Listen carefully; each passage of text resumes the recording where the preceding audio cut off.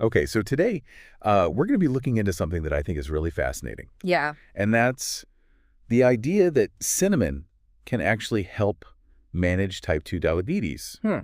We have a research study all about Ceylon cinnamon. Right. And this deep dive is going to unpack that study and what it means or what it could mean for diabetes management. Okay. So what's really cool is that we're not actually looking at the results of a study. Right. We're looking at the plan for the study. Yeah, so this is a study protocol. Oh. So we're kind of getting a behind-the-scenes look at how scientists are going to... Like a sneak peek. Investigate this claim. Yeah. Yeah, that's pretty cool. Yeah. I like that. It's always interesting to peek behind the curtain. Absolutely. Yeah. So one thing I noticed right away is that this study focuses specifically on Cinnamomum zeylanicum, Right. which is otherwise known as Ceylon cinnamon. Yes. Why not just any cinnamon? That's a great question. Yeah. Not all cinnamons are created equal.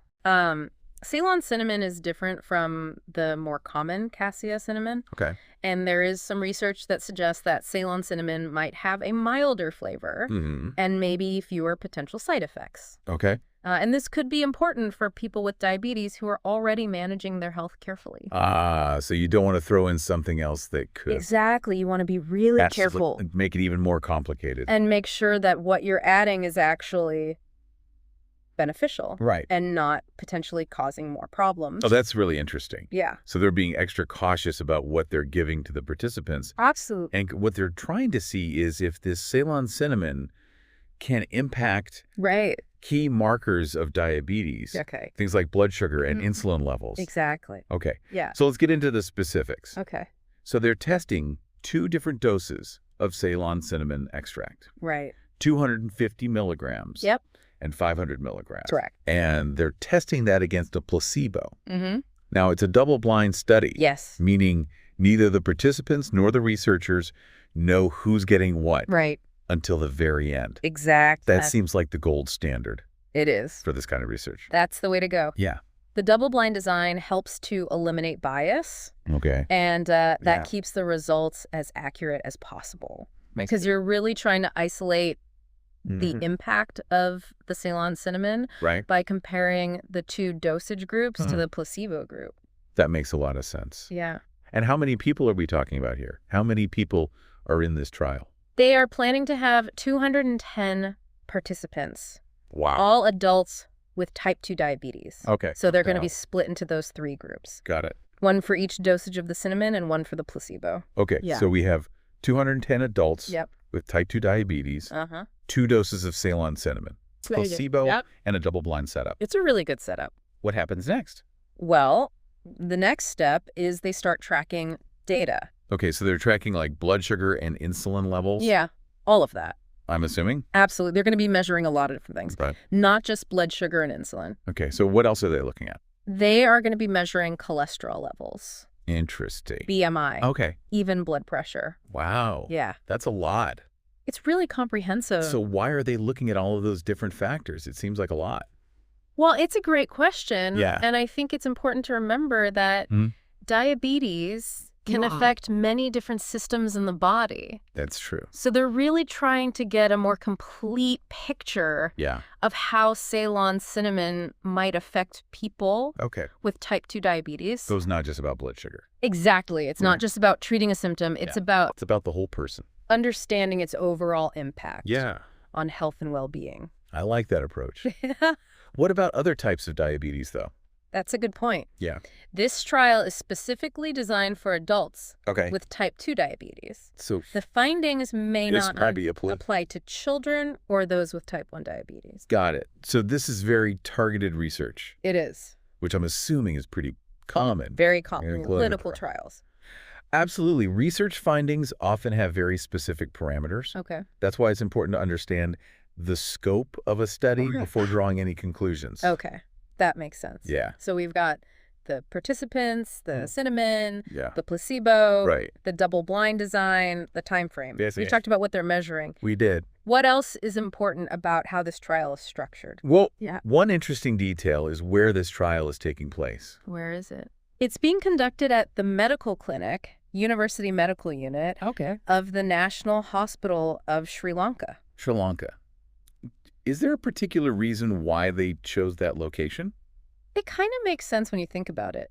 Sri Lanka is known for producing really high-quality cinnamon. Okay. Especially Ceylon cinnamon. Makes sense. So it makes sense that they would want to conduct... Yeah, go right to the source. ...the study there where they have access to the best possible ingredients. So we know they're giving people either 250 milligrams or 500 milligrams of the Ceylon cinnamon extract or a placebo. Right.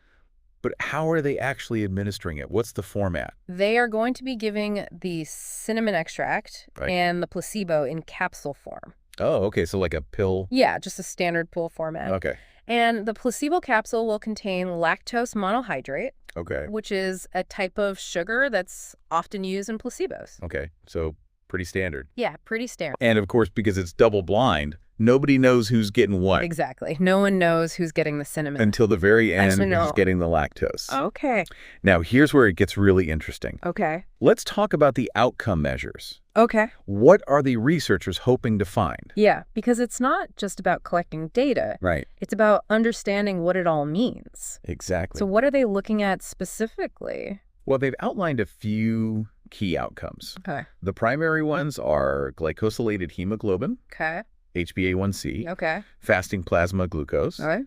FPG. I know that one. And serum insulin levels. Okay. Could you break down like glycosylated hemoglobin and serum insulin? Yeah. So glycosylated hemoglobin or HbA1c gives us a picture of your average blood sugar levels over the past 2 to 3 months. Oh, okay. It's a really important marker for long-term blood sugar control. Okay. And then serum insulin levels. Yeah. Tell us how much insulin your body is producing. Okay. Insulin's a key hormone that helps regulate blood sugar. So they're looking at both the short-term and the long-term when it comes to, like, glucose. Yeah, how the body is handling glucose, both in the short and long term. Interesting. And they're also going to be looking at secondary outcomes to get a broader view of Ceylon cinnamon's effects. So they're also going to be measuring things like BMI, blood pressure, cholesterol levels, both the good kind, HDL, and the less desirable kind, LDL. Wow, they are really looking at the whole picture. They really are. Yeah. It's about getting the full picture. Yeah. Why is it so important to measure all of these things? Yeah. It's all about understanding the potential benefits and risks of using Ceylon cinnamon as part of a diabetes management plan. Right. Because it's not just about... It's not just about lowering blood sugar. Lowering blood sugar. It's about improving overall health. It's everything. And well-being. Yeah. Because diabetes is complex. Very complex. It affects so many different systems in the body. That's a good point. So they're taking a holistic approach I like that. to understanding the potential impact of Ceylon cinnamon on people with type 2 diabetes. So how do they make sense of all this data that they're collecting? It is a lot of data. It sounds like a lot. They plan to use a statistical software package called SPSS version 14 to analyze all of the data. Gotcha. And that will allow them to identify any statistically significant changes in the outcome measures between the groups. That makes sense. So that's how they'll know if the Ceylon cinnamon is actually having a positive effect. That positive effect. Yeah. I have to ask, though, why is all of this important? Yeah. Why should our listener care about the results of this? That's the big question. Yeah. If this trial shows positive results, it could change the way we think about managing diabetes. You mean like Ceylon cinnamon could become like a regular part of treatment plans? Absolutely. Think about it.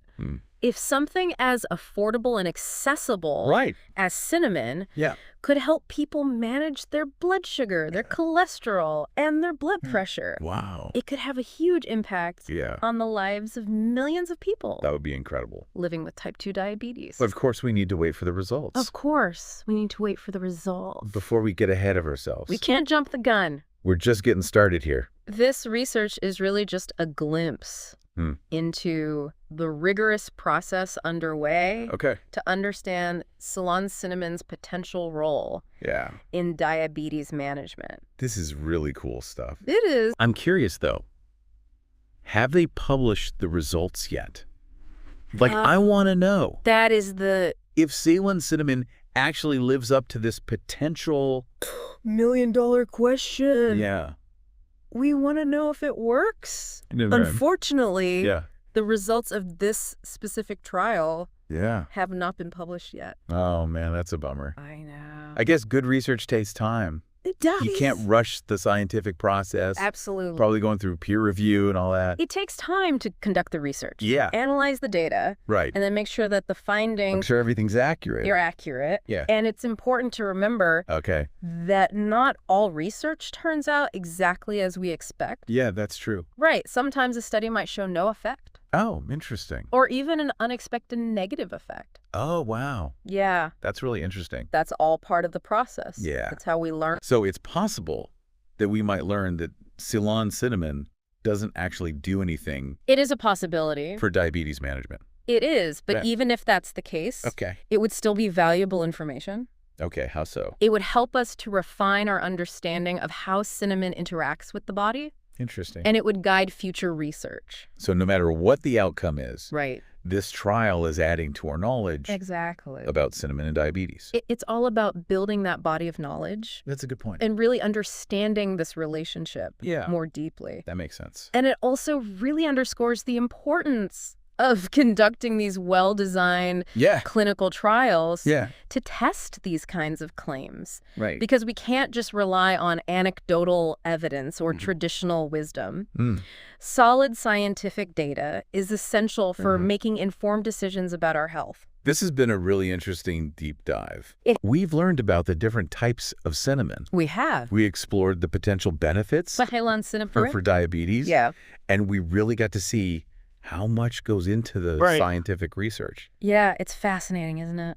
It really is. To see all of the work and the thought and the planning. It's impressive. That goes into these trials. Yeah, absolutely. It's been a pleasure exploring this with you. Likewise. Who knows, maybe the next time we revisit this topic, the results will be available. That would be awesome. And we'll have even more insights to share. I hope so. Fingers crossed. Yeah, until then, I think I might just add a little extra Ceylon cinnamon to my oatmeal. Just in case. As with any dietary change. Yeah. It's always a good idea. Yeah. To talk to your healthcare provider first. Absolutely. Especially if you have any underlying health conditions. So if you're listening out there, what is the main takeaway for today? The main takeaway is this. Stay curious. Stay informed. And always question everything. What you hear. When it comes to your health, don't settle for easy answers or quick fixes. Good advice. Dig deeper. Explore the evidence. And make choices that are right for you. And you never know. That's right. You might uncover the next big health breakthrough. Exactly. Hiding in plain sight. Like in your spice rack. Yeah, that unassuming jar of cinnamon. It could be right there in your kitchen. Right there in your kitchen. Waiting to be discovered. Waiting to be discovered. Yeah. Awesome stuff. It is pretty amazing. Well, thank you for joining us today for this deep dive. It was a pleasure. And we will see all of you next time. It sounds good.